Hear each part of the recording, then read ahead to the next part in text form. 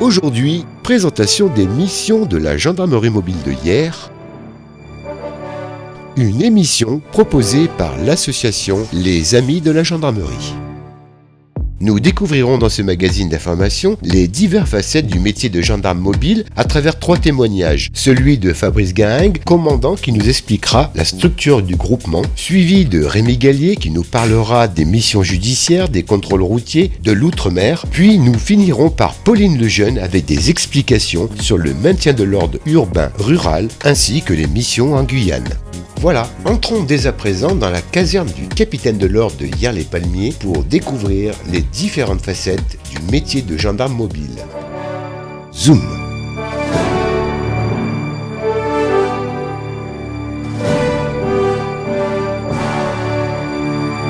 La gendarmerie mobile en France est 109 escadrons répartis sur 18 groupements de gendarmerie. Ça représente 13 000 militaires, dont 200 femmes. Ces 109 escadrons de gendarmerie mobile sont répartis sur le territoire de façon homogène dans 7 zones de défense. La zone de défense sud comprend 3 groupements de gendarmerie mobile, le groupement 1-6 de Nîmes, le groupement 2-6 de Hyères et le groupement 3-6 de Toulouse. Les unités sont réparties sur 4 départements dans le sud-est de la France, l'escadron 21-6 et 22-6 dans le Var à Hyères, 23-6 et 24-6 dans les Alpes-Maritimes à Grasse et Antibes, l'escadron 25-6 de Digne-les-Bains donc dans les Alpes de Haute-Provence, et l'escadron 26-6 de Gap dans les Hautes-Alpes. Donc mon rôle en tant que commandant de groupement de gendarmerie mobile, c'est donc de coordonner l'action de mes différentes unités, dont les missions vous seront détaillées par la suite par Rémi Gallier et Pauline Lejeune, donc les commandants d'escadron de Hyères. Le rôle du groupement de gendarmerie mobile est donc de se déployer dans ces territoires. Cet état-major est constitué de moi-même, donc en tant que commandant du groupement tactique, un colonel, et ensuite j'ai un état-major de 5 sous-officiers. Je tiens à préciser que le déploiement de ces gendarmes mobiles dans les départements et territoires d'outre-mer se fait toujours en soutien de la gendarmerie départementale locale, qui assure des missions de sécurité publique générale, comme en métropole. Zoom.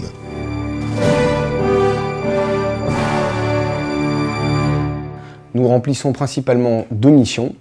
La première, l'appui et le soutien aux missions de la gendarmerie départementale. Et la seconde, c'est l'outre-mer. La première mission d'appui à la gendarmerie départementale, c'est le contrôle des flux routiers, qui est une mission essentielle de la gendarmerie départementale, puisque grâce à nos effectifs, nous tenons les points clés du terrain, nous contrôlons ce qui rentre et ce qui sort dans un territoire donné, ce qui nous permet d'intercepter les différents auteurs d'infractions. Donc la deuxième caractéristique de l'appui à la gendarmerie départementale, la gendarmerie mobile participe également à la police de sécurité au quotidien, en répondant directement aux appels du COG, le centre d'appel de la gendarmerie départementale, qui envoie les gendarmes mobiles en intervention sur les vols, les atteintes aux biens et les agressions, les atteintes aux personnes. Nous appuyons également la gendarmerie départementale dans ses missions de police judiciaire lors des interpellations, des perquisitions, des reconstitutions ordonnées par les magistrats.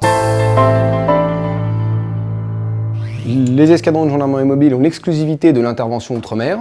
Ils remplissent l'ensemble des missions dont on a parlé, à la fois les missions d'ordre public et les missions d'appui à la gendarmerie départementale, mais également ces escadrons remplissent des missions spécifiques selon le théâtre sur lesquels elles sont déployées. Par exemple, en Guyane, elles vont à la fois sécuriser Kourou, c'est-à-dire le lancement de la fusée Ariane, mais également la lutte contre l'orpaillage illégal. À Mayotte, ce sera plutôt des missions de lutte contre l'immigration irrégulière et clandestine. À Saint-Martin, des missions de lutte anti-drogue. Ainsi, chaque territoire outre-mer a sa spécificité et la grande force de la gendarmerie mobile, c'est de savoir parfaitement s'y adapter. Zoom.